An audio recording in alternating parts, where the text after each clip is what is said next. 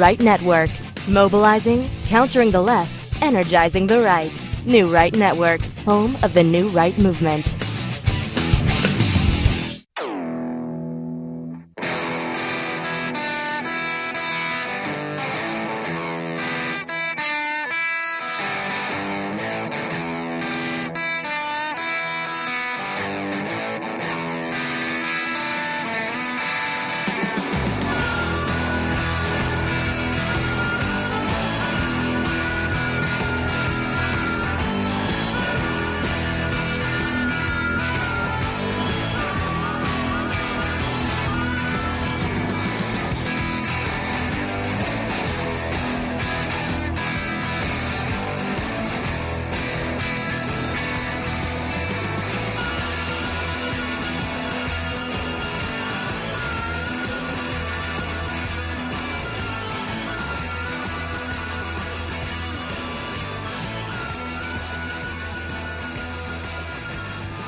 All right, everybody, let's get you on the road. Good evening, everybody. Welcome to New Right Network tonight. Your host, Brian Smith, and Gary Smith.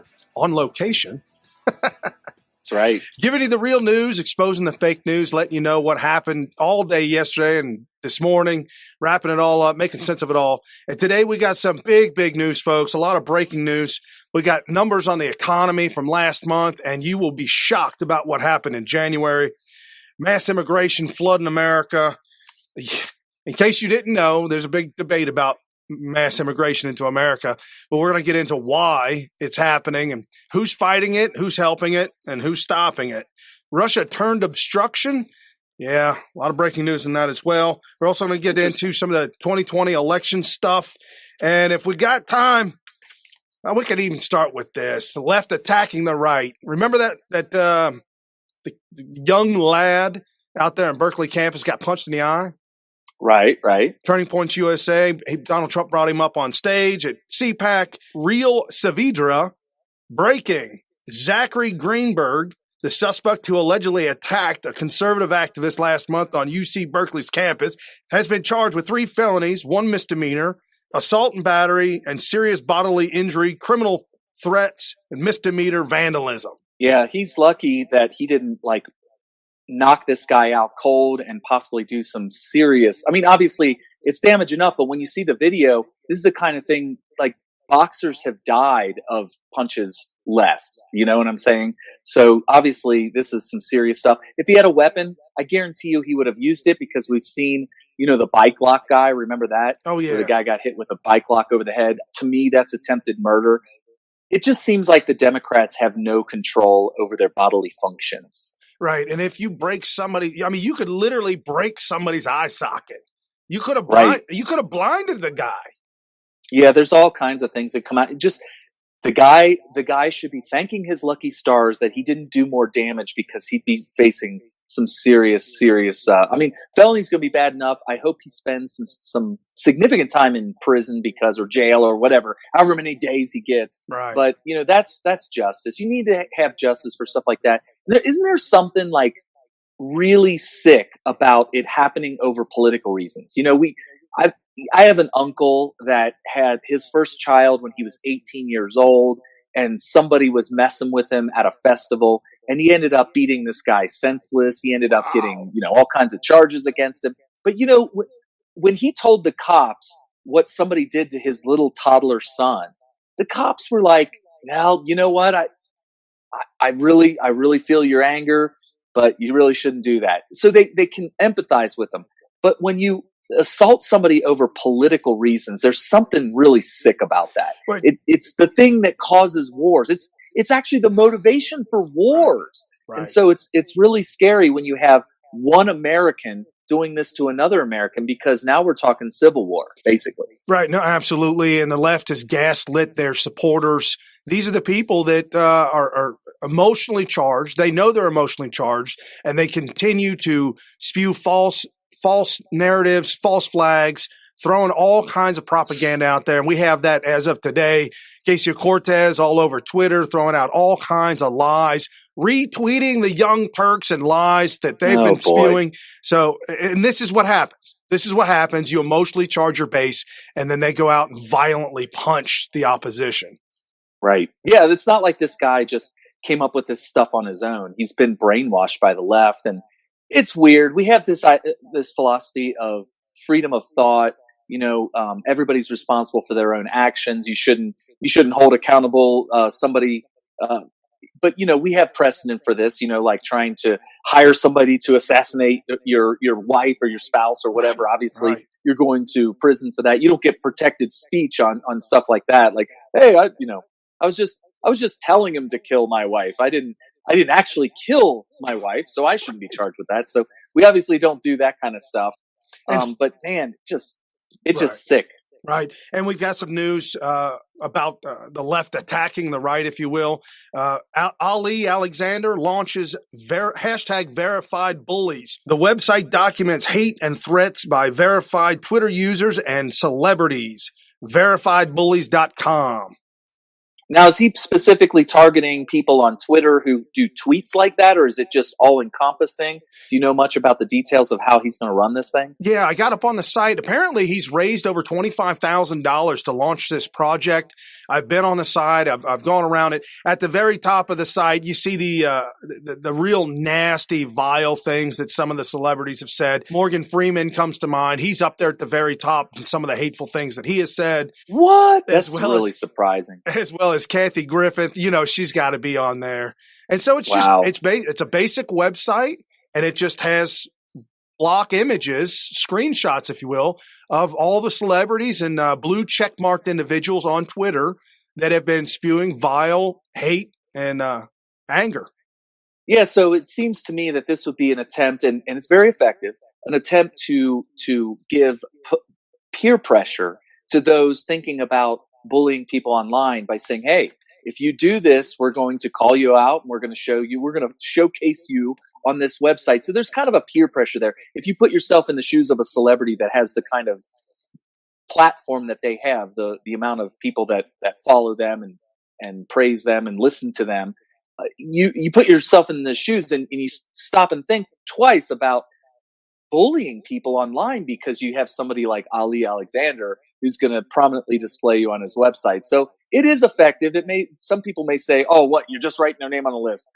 Boo-hoo, they're not going to care about that. But people do care. They do care. So I think it'll be something. It's better than nothing. Right. Well, not only that, but you can also reference it when you tell Twitter.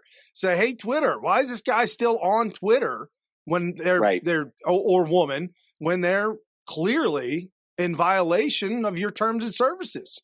So it becomes a reference, too, for everybody who might want to say, hey, why did Brian P. Smith get banned from Twitter for this act when we have a list on Ali's website that shows all the different activity by leftist bullies who have done things much worse than what Brian did? And so we'll be able to highlight the double standard as Tim Pool did in Joe Rogan's podcast yesterday.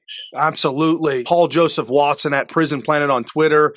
He tweeted out this video. It's ADL's CEO and former Obama special advisor admitting that his organization is working with Silicon Valley tech giants on creating algorithms to censor bad opinions. Oh my gosh. They don't like. Oh my gosh. So if you haven't seen the Joe Rogan podcast yesterday that featured Jack Dorsey, the CEO of Twitter, and the woman that he had with him, and Tim Pool, who's been a very effective vocal critic, who, by the way, is at best a centrist, but he'll tell you he's kind of a leftist. And if you listen to his policy preferences, he is definitely slightly left of center. Joe Rogan had all of them on. The woman, and I can't remember her name, it's kind of an oddball name.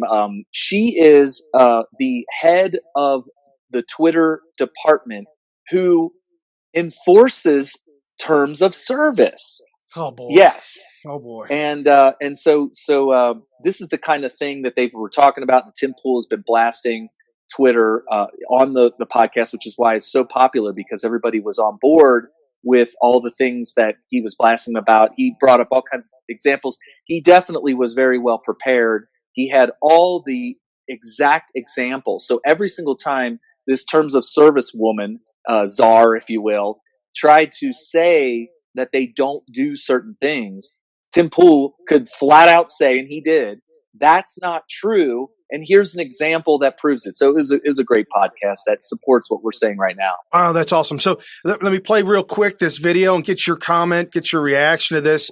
We work with Google on using AI to try to interrupt cyber hate before it happens. We work with YouTube to get them to change their algorithms so it lessens the likelihood that a young person's going to run into some of these anti-Semitic conspiratorial videos.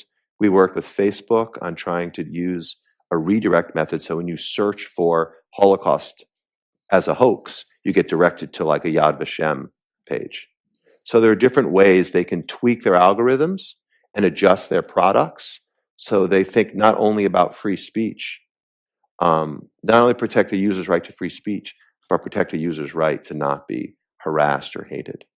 They have done some good things to deal with very specific cases by taking swifter action when people perpetrate online bullying or online harassment. There's a gap in the legal regime. There are techniques that extremists have used online to terrorize Jews and other people, like doxing and swatting and different forms of cyberbullying that are not covered by existing laws and need to be. Because the school principal says, well, it's not really bullying because no one has a bloody nose, right? But in fact, the abuse online can be far, far worse than anything physical. So, we need legislators to catch up and to fill some of the gaps. So after Paul Joseph Watson posted that video up, I listened to it a couple of times. I want to get your take. What is your take on what you just heard?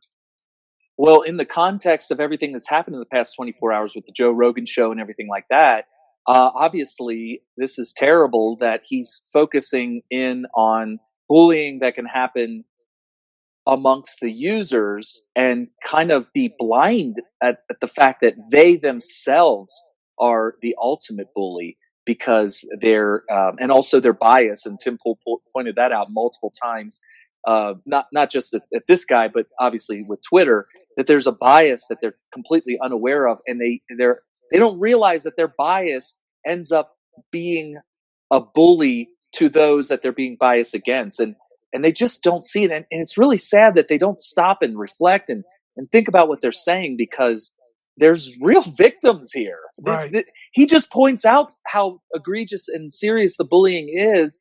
And it's people like him who are focused on bullying and using, like he said, that anti-Semitism, when somebody tries to look up a Holocaust hoax, that they're going to specifically redirect them to the proper thing. But everybody should be able to get whatever information that they're looking for, regardless of whether it's true or not. Right. Kerry, if I want to search Holocaust hoax because I want to see who's putting the hoax out there, and I want to gather the information, sift through it, and find out what's going on without being manipulated. Yeah, and I think what it is these people have such a low view of the public at large, just the general average everyday person. They think are so dumb and so non-player character NPC that just viewing something like that would convince them that the Holocaust may have been a hoax, and may even cause them to think that it's conspiracy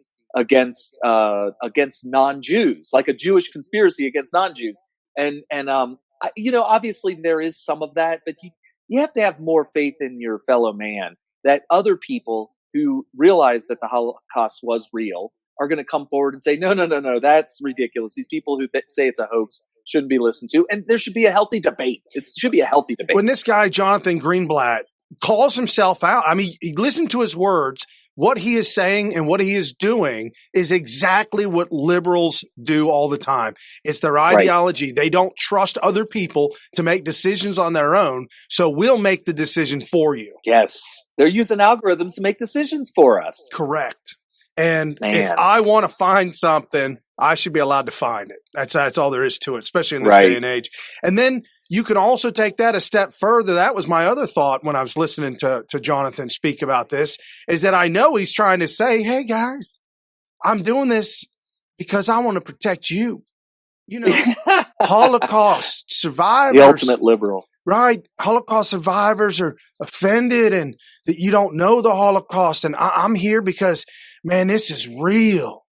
Would somebody please think about the children? Yeah, and let me give you a real world example from Twitter. Yesterday's podcast with Joe Rogan. Uh, Tim Pool pointed out something that I never stopped and thought about before, but it's so simple and so elegant. The bias can be illustrated in one specific example, and that is the transgender debate. So conservatives say that you misgendered somebody if conservatives will say you misgendered somebody if a man says that they're a woman, and even if they have an operation and want to be called a woman, a conservative will say, well, that's misgendering because they're biologically a man. And a liberal will say that a man who says that they want to be a woman, even though they're a biological man, if you call them a man, that's misgendering. So you have a completely 180 degree opposite viewpoint on each side. For Twitter to say, no, it's right to say that it's misgendering if a man, a biological man who wants to be called a woman is called a man, that's misgendering. That is bias on the liberal side, and they're totally blind to it. Well, So yeah, no, absolutely, and it would stop the debate.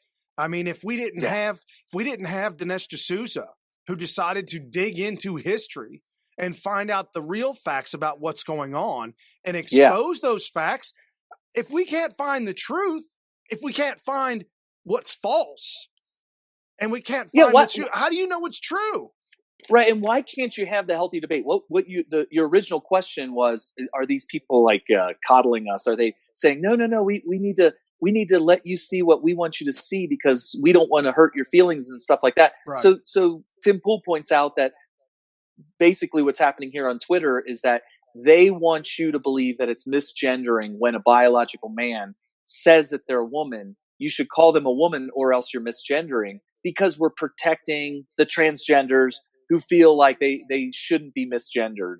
And it's bias. It's bias because, a scientist, a biologist should say, I don't care how left you are. I don't care if you think that Barack Obama should have abolished the presidency and been chancellor for life. Right. But if you're a scientist, a biologist, you should understand that if you're a biological male, that you are misgendered if somebody calls you a woman. Right? Your chromosomes match up to that of a male. You may mentally want and desire and feel like you wish to be a female. Right. But that's a mental thought. That's a thought. That's your idea. That's an idea. That's not the physical aspect of who you are. Right. And to Tim's credit, he says that he's not saying one way's right or one way's wrong. It's just that you got two different sides of the debate that believe two 180 degree opposite things. Right. And for you to come down on one side and say, we're going to ban every single person that misgenders somebody the way liberals define misgendering. And we're not going to ban all the liberals who misgender as far as what the conservatives think. So it's getting the social justice warriors who are running these social media platforms, the terms of service czars, right, to make the decisions for us. They're telling us which opinions are correct.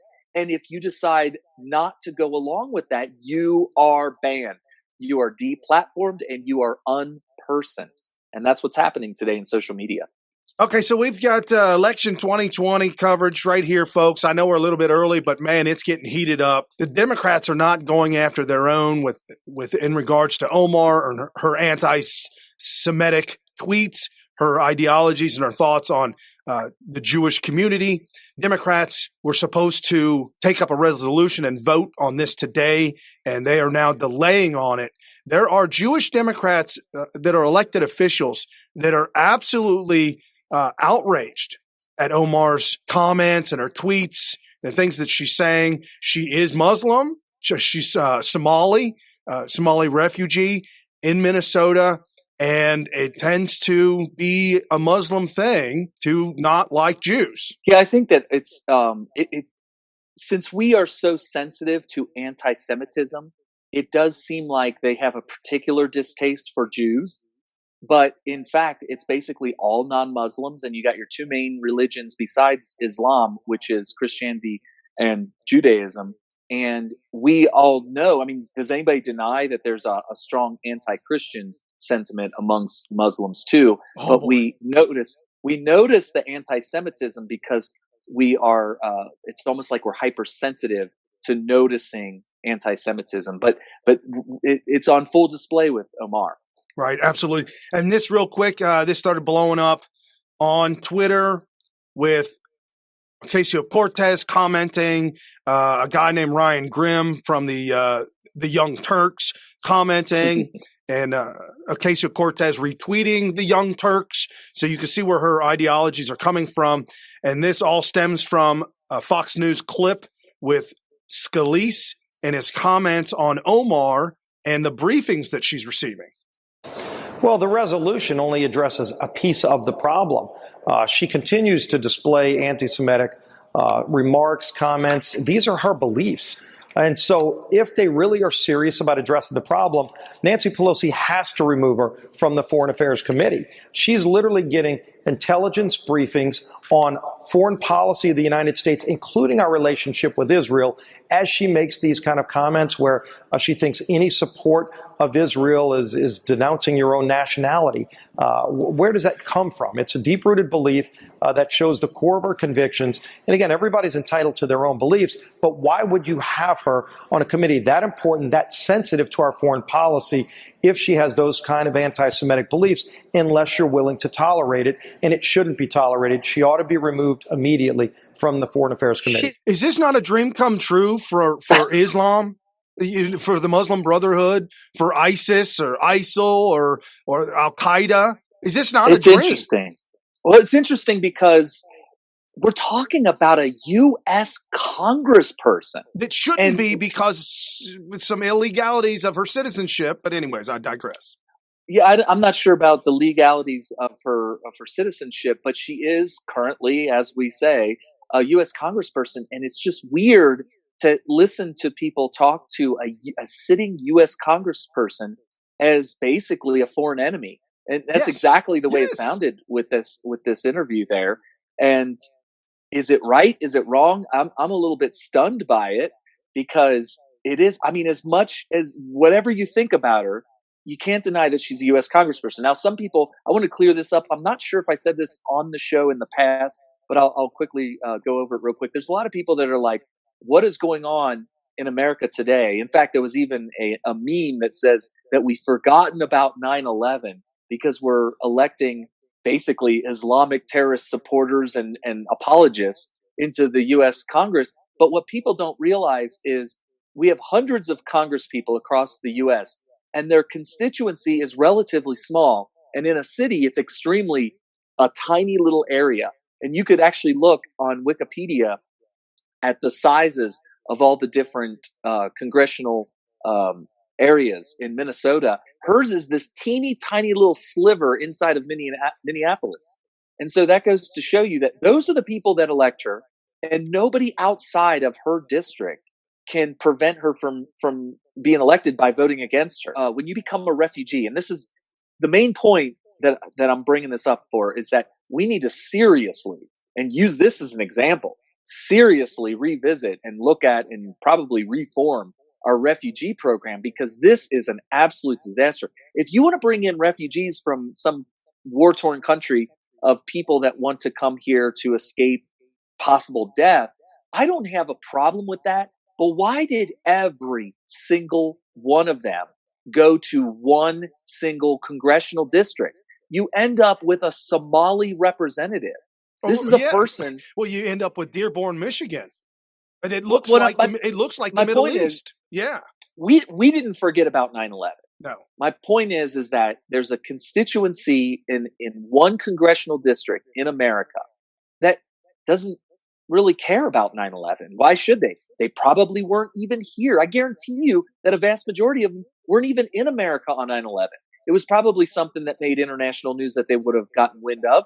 Maybe they were supportive of the terrorists that did it. Maybe not. Well, maybe they were indifferent. But these aren't people that were affected by 9/11 the way we were. And now they're voting for whoever they want. and they're going to obviously have preference for an Islamic man or woman, especially somebody of Somali descent, because that's where they're from, but to put her and that's on, what they know. to put her on the intel committee for her to Yeah, I don't have know who these. did that. Obviously, somebody did that. Oh, Nancy It's obviously an idiot. Pelosi did that. Obviously moronic for sure. Yes. So anyway, I just want to let people know that it's not that we forgot about 9/11. It's not that we've become pro-Islam. It's just this one tiny little sliver inside of Minnesota that gets to vote for a congressperson. Right. That's what we get. Right. And Ocasio-Cortez retweeted Ryan Grimm.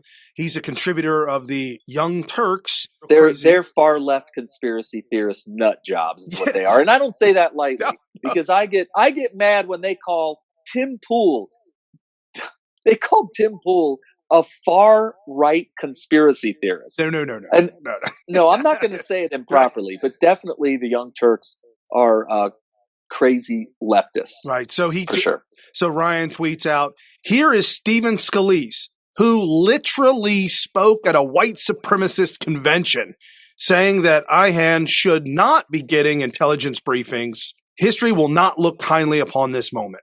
And so Ocasio-Cortez retweeted that with a comment, and she said, if we're so concerned about implied tropes, why aren't we concerned about this one? Where was the concern last week when 26 Dems voted for a GOP amendment to expand ICE powers rooted in the racist, false tropes that Latino immigrants are more dangerous than U.S.-born citizens? That's an attack on America. Yes. When you say that the people whose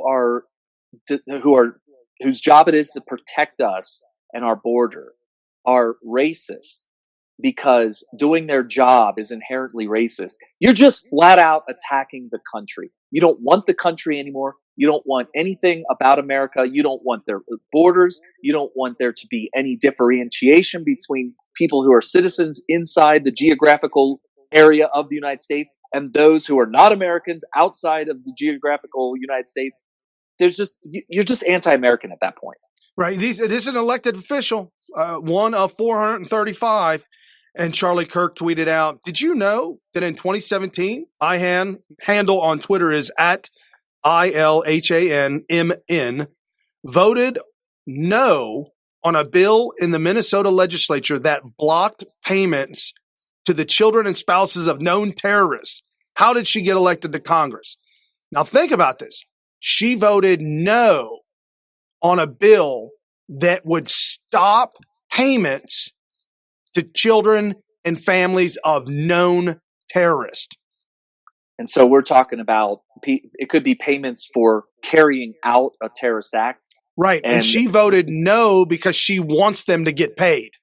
Yes. And the fact that this was either not brought out or not very well talked about during her campaign to become a U.S. congressperson is a big fail on the part of the GOP.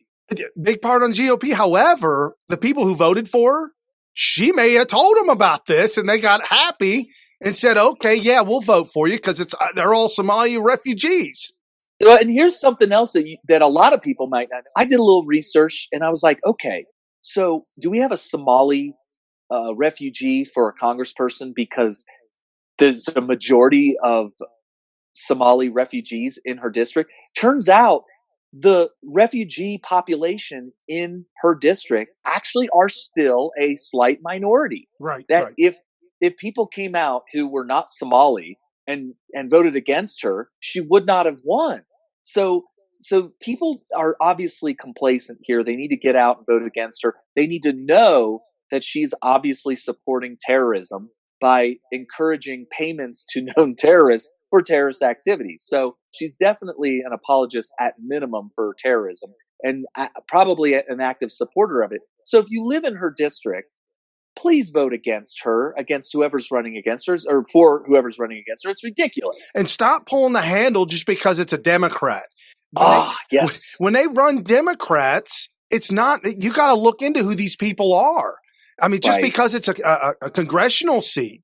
I mean, it's local, it's small, it's a congressional seat. And like Trump even said during the primaries, he couldn't go around holding venues for Congress people. It's just physically not possible. He did it a little bit, but he can't do it for everybody.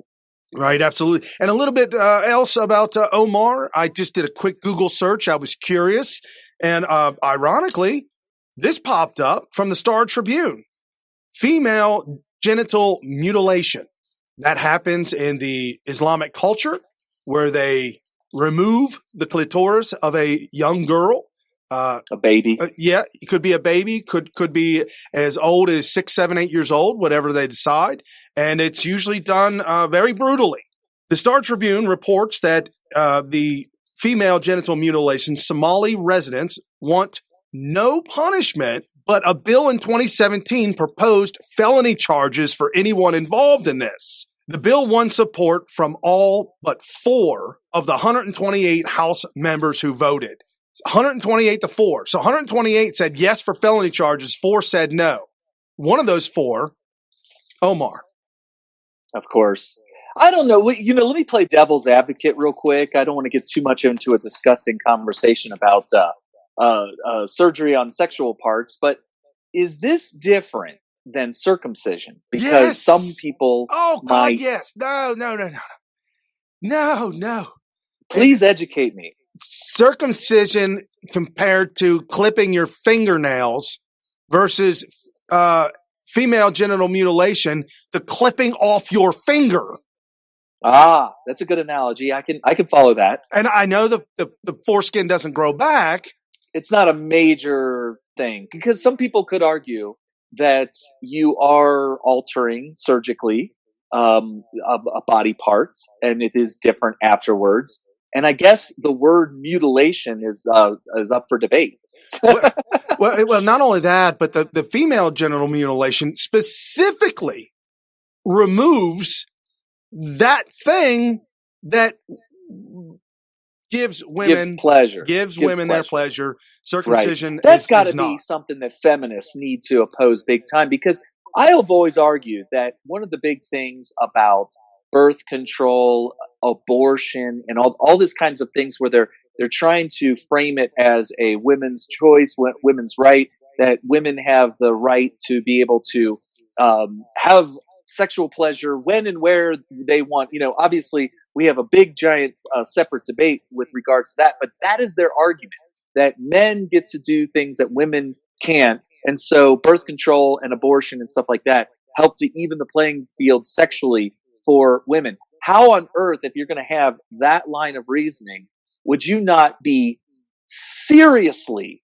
almost violently opposed to chopping off your genitals? Right. For the purpose of not enjoying yourself. Right. 110%. You can't get over 100%. This is over 100%. Yeah. And I think that feminists need to be totally on board with opposing the female genital mutilation. 100%. Correct. And Linda Sauer, who has been approached by our good friend Laura Loomer, she's been loomered. Linda Sauer will not denounce the female genital mutilating.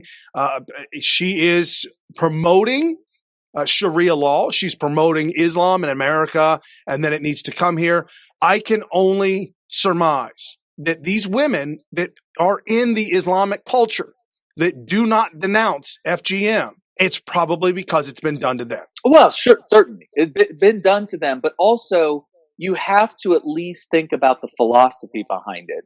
That if you were to chop off the thing that gives pleasure to women, that somehow they want for women to not be able to have pleasure during sexual intercourse. So I have no idea why any feminist wouldn't think that is the most vile thing that they could ever think of, because these are the things that they are trying to oppose when it comes to conservatives. Now you have Muslims in Congress who are saying that, yes, we should oppress women's ability to enjoy themselves sexually by chopping off body parts. Yes, absolutely. Since we're talking about election 2020, we've got at House GOP, for as lackluster as the Senate Majority Leader, as lackluster as he's been, he took up to the stage and started speaking, And this is what he said about what the Democrats and their bill that they're proposing is actually doing. And their bill even supports a constitutional amendment to take away First Amendment protections.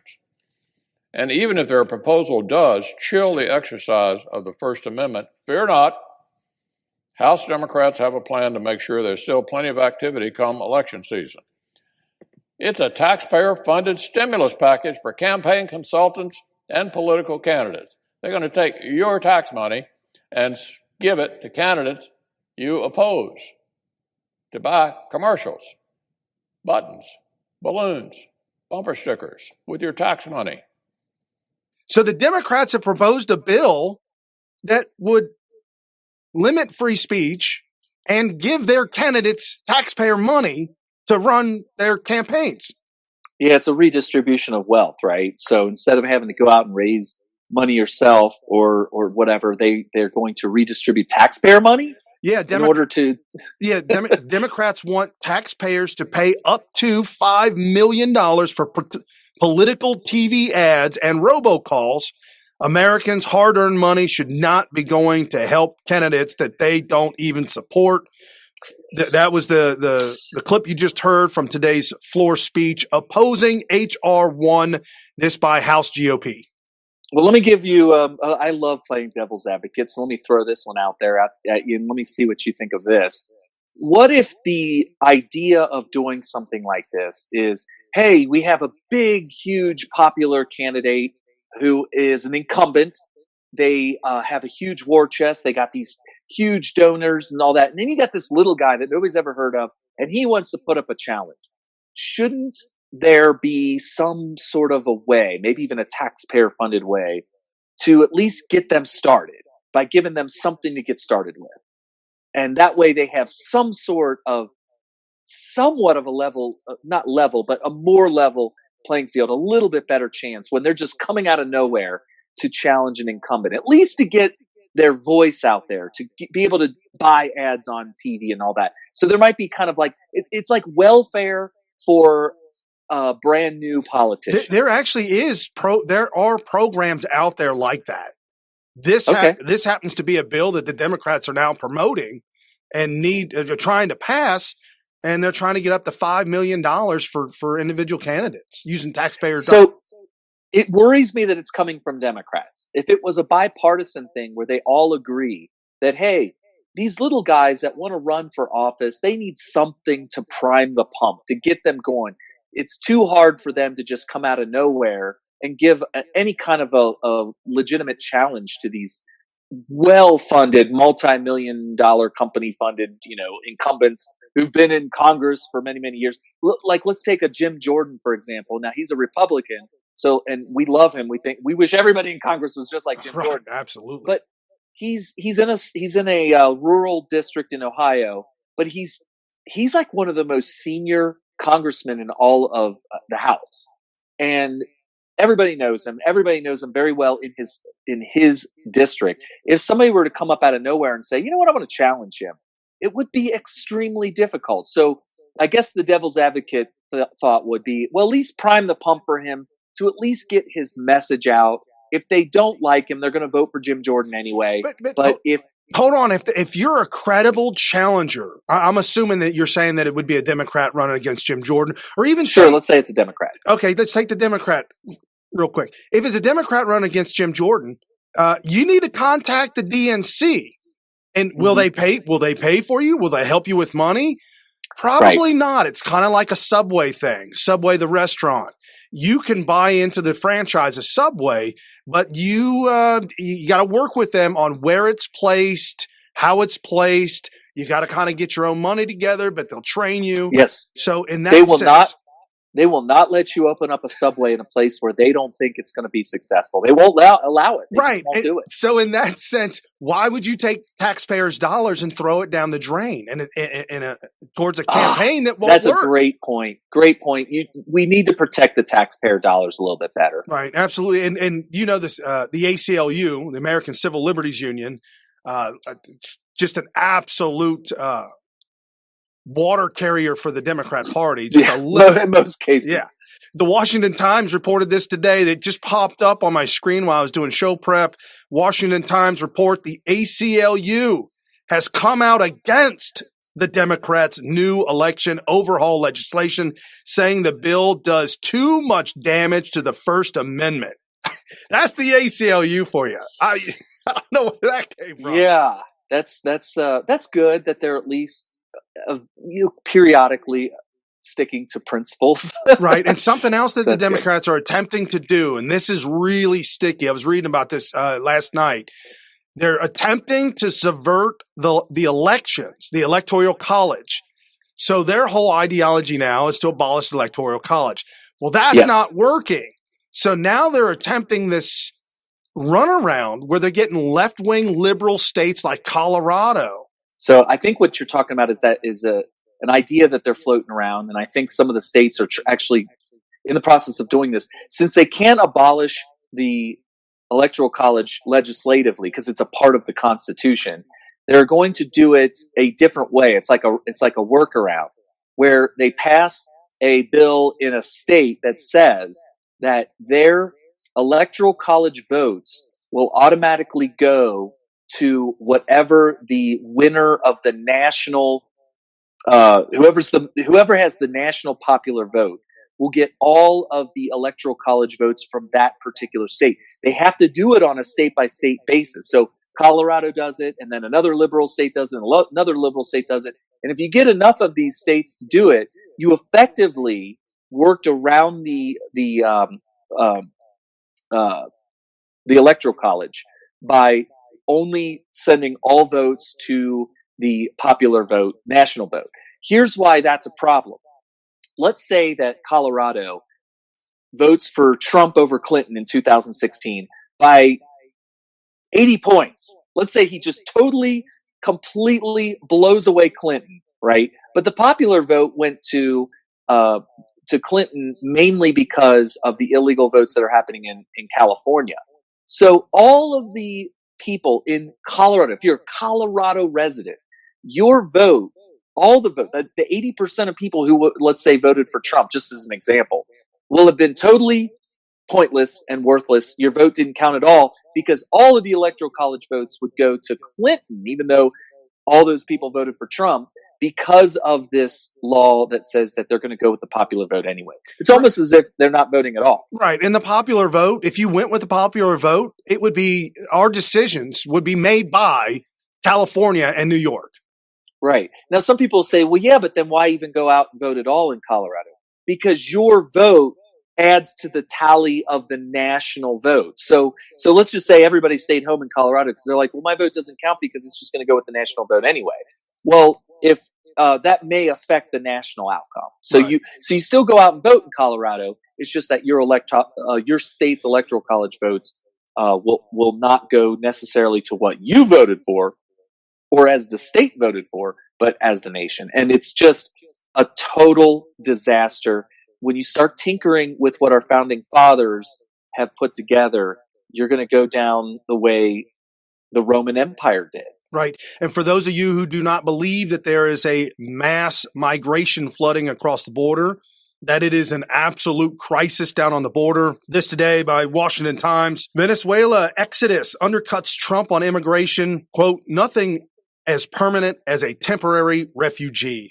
Millions flee and come to the U.S., overstay, and now looking for humanitarian protections. And as you were saying earlier, now you get the vote. TPS was created by law in 1990 as a way to give status to people trapped in the U.S. while their home country suffers. The idea was to prevent them from having to go home, adding to the problems there. The status includes both legal visitors and illegal immigrants. So we have people flooding. Why are we responsible for what's going on in other countries? That somehow we need to do all this stuff for people that shouldn't be here because, well, that would just add to problems in these other countries. That's not our problem. Sorry. We can help. Yeah. We can help from afar. And I know Trump is trying to help with the Maduro situation. And I actually thought that Maduro was going to leave, but apparently he's not. Wow. Yeah, no, it's getting really, really bad down there in Venezuela. This by the Washington Times. Illegal immigration at its worst rate since 2007. Border Patrol agents nabbed more than 66,000 illegal immigrants jumping the border in February alone. The worst such month since February 08. And overall, illegal immigration is up 97% compared to last year. Smugglers are now offering parents a twofer. 2-for-1. You give me 2 children and only pay for 1. I'll take 2 kids with me. And so smugglers are coming across the border with now 2 children claiming to be their children so that they can seek asylum versus 1 child. So are you thinking that, what is the motive of offering a 2-for-1? Because is it you're because more, that? yeah, you get more sympathy. You get more sympathy. You got 2 kids. Right. It's not just 1, it's 2. It's like, I got a whole family here. You got to let me across. So you're saying it increases their odds, and that's why it's more desirable for them to have 2 than 1. Because look, money runs everything, right? Right. It wouldn't make sense to do it just for humanitarian reasons.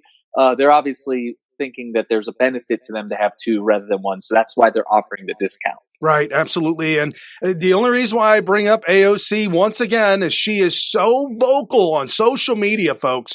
It's like Twitter is on purposely putting her in front of everybody all the time. And I don't know if it's a distraction, so people don't see things that are really going on, that they're distracted and obsessed with her.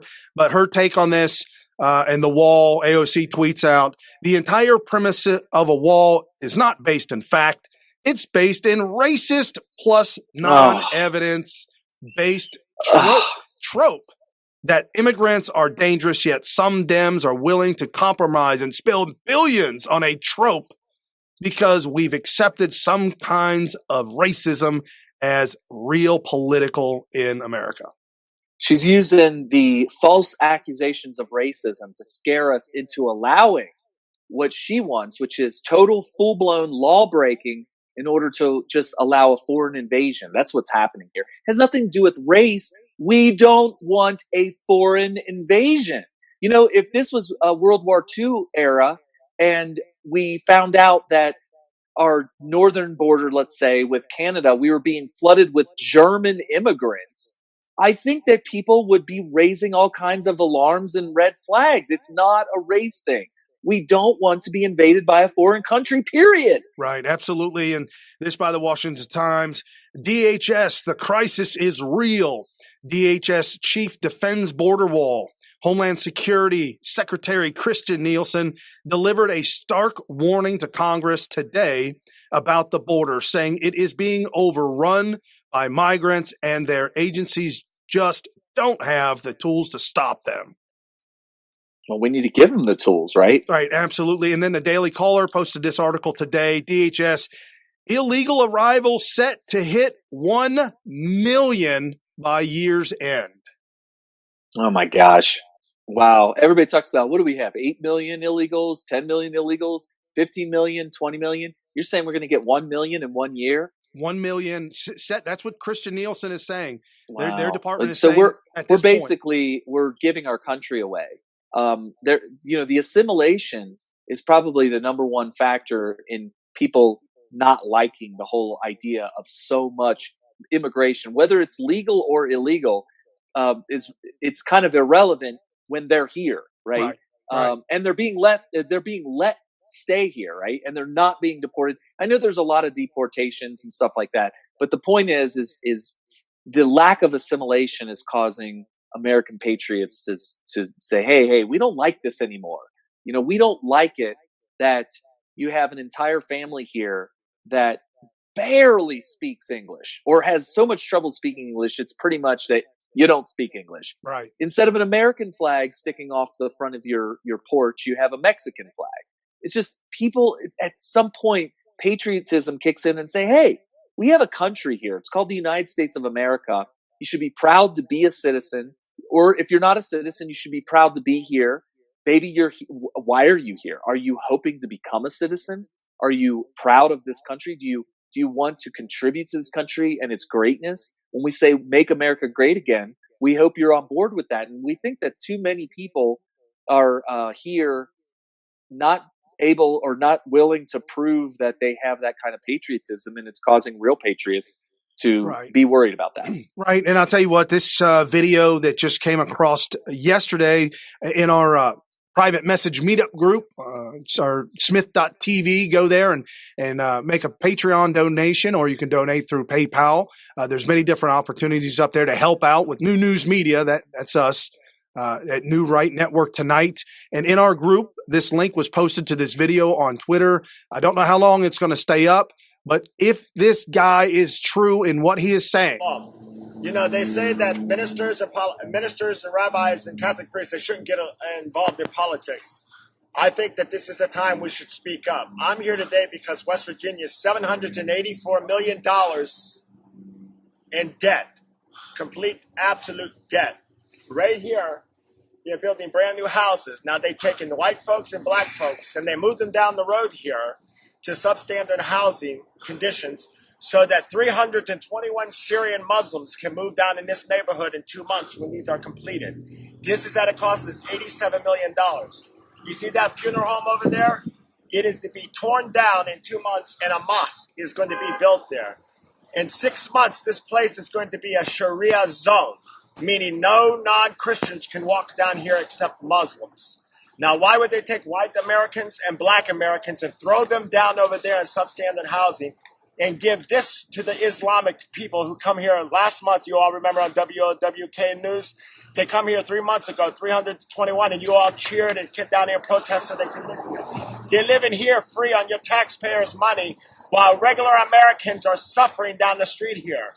These Islamic people here, they get $400 for each child while the regular Americans get nothing. They get cars, they get phones, they get free health care. And regular Americans, black and whites, they're suffering.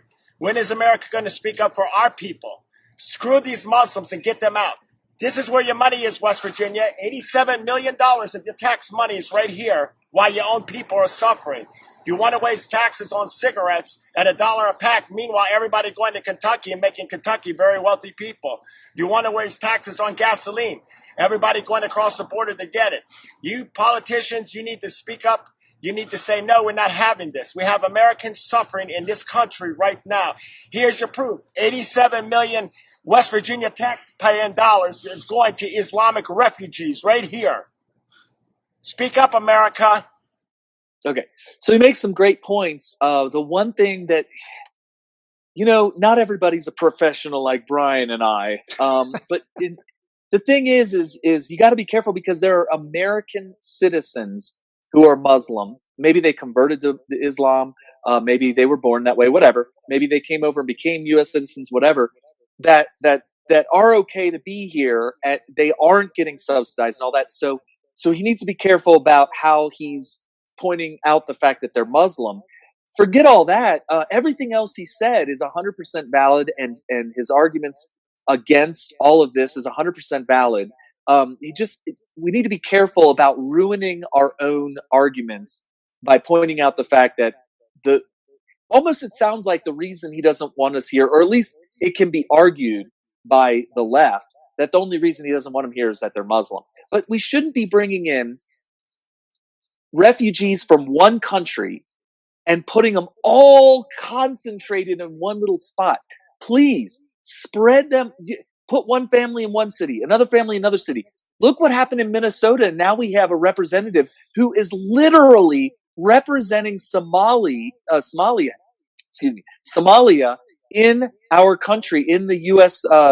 House of Representatives. And her ideologies and her beliefs are the opposite of our Constitution and our Bill of Rights. Complete opposite. And they're going to do it again. And this is, and don't think this is like, oh, well, they're just not doing it right. They're kind of dumb. The Democrats are dumb by concentrating them all in one spot instead of spreading them so they can assimilate into America. No, this is by design. They want an Islamic, not just an Islamic U.S. House of Representatives person, but also foreign. Right. Omar is clearly representing Somalia. Right, absolutely. And Well, if the reports are true, which I have no reason to doubt, Laura Loomer, Omar married her brother in order to get legal citizenship. Both of so those it might be acts, fraudulent. yeah, right? both of those acts are illegal. So you just got to let that play out in the court system. I hope that somebody's challenging it, because believe me, this is another thing that people need to realize. And I've said this on the show a bunch of times. I'm going to repeat it again. So I beat it into your head. The laws don't just automatically get enforced. Somebody has to say, hey, you can't do that, and I'm going to legally challenge you. Get a lawyer and actually file the complaints.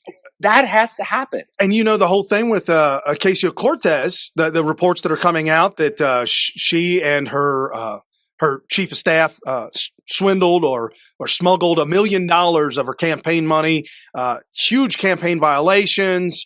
She was on the board of the super PAC. She actually donated $27,000 to the super PAC over the $25,000 limit. Multiple charges, multiple felonies, up to 5 years in jail. Somebody just needs to file the complaint. Yeah. That's guys, it. That's it.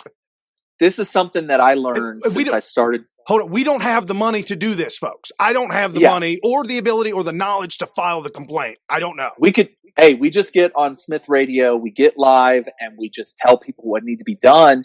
And hopefully somebody does it. We're just raising the alarm. But it's important to point this out. There is no law that cannot be broken. And we learned this in Smith Radio. Like, before we started doing this, we mistakenly thought that, you can't break laws because then that's a law. It's a law. You can't break that. Yeah, and it's like when you're speeding. If you're speeding and you pass a cop and the cop sees that you're speeding, he automatically, he could have discretion and not charge you, but he automatically pulls you over and gives you a ticket. But imagine if we lived in a world, and we do live in a world just like this, by the way. You may not know this, where a cop will just never pull you over. It takes for somebody else on the highway to call that cop up and say, hey, this person's speeding. I don't like it. Will you come over here and arrest them? I have the evidence. Or even drunk driver. Hey, I call 911. Hey, this guy in front of me is drunk. He's driving. Yes, it's illegal to drink and drive, but if there's no cop to stop him, then what? Yeah. So we need cops out there, or people reporting. More than a cop. Yes, people need to report it. My point is that people need to report it. Breaking the law in Congress, in the Senate, in the deep state. Look at what the Mueller investigation is doing. They're breaking the Fourth Amendment, the Sixth Amendment, the First Amendment. All these amendments are being broken. And the reason they're doing it is because nothing will ever get done to them until somebody finally files charges against them and says, or files a lawsuit against them. You have to sue these people and have a judge say, yes, what you did is illegal. Until that happens, they just continue to break the laws. Right. That's the only way Absolutely. in these levels of power that law breaking actually sees justice, is when somebody says, hey, you can't do that. That's it. That's the only way. Right, absolutely. And just to wrap things up real quick, we're kind of running out of time. Russia turned obstruction, as you were mentioning, the Mueller investigation. Republicans seek Obama-era documents from DHS on Russian election interference. This by Sarah Carter at sarahcarter.com. Jim Jordan and Mark Meadows leading the charge. They're saying, hey, you can't do that. In a letter, the lawmakers noted that then DHS Secretary Jeh Johnson briefed members of Congress about attempted Russian interference. During the briefing, which also included President Obama's national security advisor, Lisa Monaco, and then FBI Director James Comey, the Obama administration assured members of Congress that it was adequately addressing any attempted interference in the election. So now they're demanding documents from that era as to what they were doing, what procedures they were taking, the steps that they were taking, information that they had. And if we can get DHS to hand that over, that might be another giant cannon hole that will just sink this ship. But and it needs to happen big time. Right. And there's a lot of other stuff developing, folks. Matt Getz at REP Matt Getz What you see from Chairman Nadler is the investigatory equivalent of a fishing with dynamite. Yes, So, I love that analogy. Trying to subpoena 81 individuals and entities is unbelievable. Donald Trump screaming out, Jim Jordan screaming out about all the fake news and the hoax and everything that's coming to play. There's a very good chance that Donald Trump is going to release the unredacted FISA warrant, which needs to happen sooner than later. But we'll see. And to end with a phenomenal note, what you are not going to hear on mainstream TV, the economic numbers are in. Ivanka Trump, she was interviewed and said, we have an unbelievable story to tell in terms of this administration's economic agenda. Tax reform, deregulation, coupled with this focus on connecting American workers with American jobs, has led to record low unemployment numbers across pretty much every demographic. This posted by ADP, February Jobs Report, 183,000 jobs created, in line with what the range was. They were expecting 180 to 186. However, what about January? Don't they always take a look at past months and revise them? Well, Yes. they sure the hell did. Jobs revised. January was 213,000 workers. They were off by 87,000. They were off by 87,000. In the positive or the negative? In the positive, 300,000 Oh, jobs in January. And Charlie Kirk tweeting at Charlie Kirk, this is huge. While the media unfairly reports on at real Donald Trump's North Korea summit in Vietnam, they barely mention the $20.9 billion worth of deals the president brought back to America. That equals American $20.9 billion worth of jobs and investment in our economy. Awesome. So good news there. And it's funny how they're always trying to manipulate one way or another. So during the Obama administration, they would come out with numbers, and then you find out later it was revised down. Right. So they would try to sugarcoat it under the Obama regime, and then it goes the opposite with Trump. They try to downplay everything. No, nothing to see here. It's not really that great. And then it gets revised up. So obviously, they're trying to use these reports to manipulate public opinion of our leaders. Right. And we showed here a while ago, folks, that almost every single jobs numbers that came out under Obama were always revised down. Almost every single one. And now we've got Trump, every single one having to be revised up, because a lot of times the revision is not what you hear. What everybody heard in January jobs report was 213,000.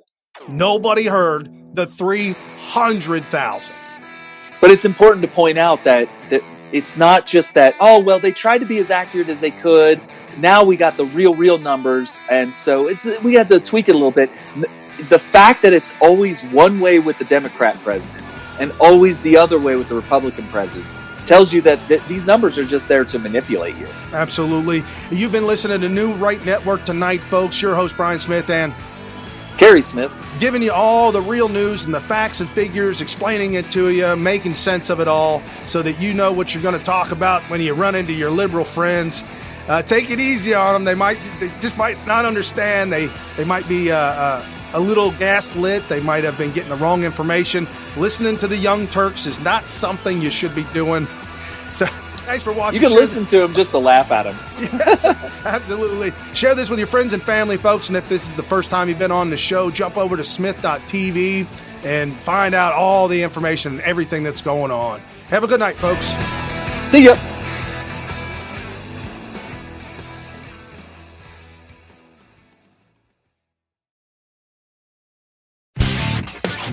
You've been listening to New Right Network, mobilizing, countering, energizing. Online at newrightnetwork.com.